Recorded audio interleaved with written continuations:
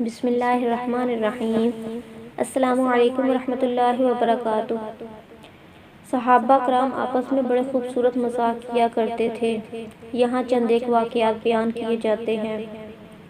روایت ہے کہ ایک بار حضرت ابوبکر، حضرت عمر اور حضرت علی ساتھ ساتھ کہیں جا رہے تھے۔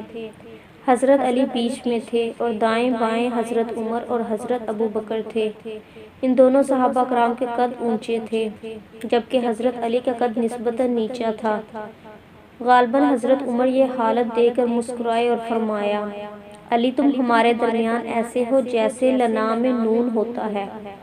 حضرت علی نے مسکرا کر برجستہ جواب دیا کہ میں ہٹ جاؤں تو لا رہ جائے گا۔ لا کا مطلب عربی میں نہیں یا کچھ نہیں ہے۔ اسی طرح ایک بار حضرت علی رضی اللہ عنہ وضو فرما رہے تھے۔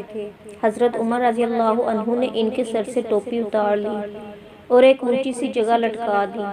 حضرت علی وضو کرنے کے بعد گئے اور ٹوپی تک پہنچنے کی کوشش کی، لیکن ہاتھ نہ پہنچا۔ مسکرائے اور انتظار کرنے لگے۔ جب حضرت عمر رضی اللہ عنہ وضو فرمانے لگے تو آپ نے ان کے سر سے ٹوپی اتار لی۔ وہیں کسی درخت کا ایک بھاری تنا پڑا تھا۔ آپ نے وہ تنا اٹھا کر اس کے نیچے ٹوپی رکھ دی۔ حضرت عمر نے وضو فرمایا اور جا کر اس تنے کے نیچے سے ٹوپی نکالنے کی کوشش کی۔ کافی زور لگانے پر بھی بات نہ بنی تو حضرت علی سے فرمایا، ٹھیک ہے بھائی، میری ٹوپی نکال دو، میں تمہاری ٹوپی اتارتا ہوں۔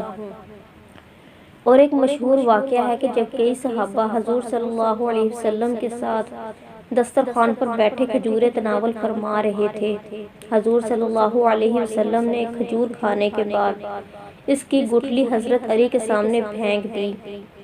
صحابہ تو ہر معاملے میں حضور صلی اللہ علیہ وسلم کی نقل فرمایا کرتے تھے۔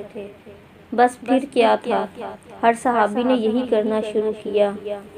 تھوڑی ہی دیر بعد حضرت علی کے سامنے گٹھلیوں کا انبار لگ گیا۔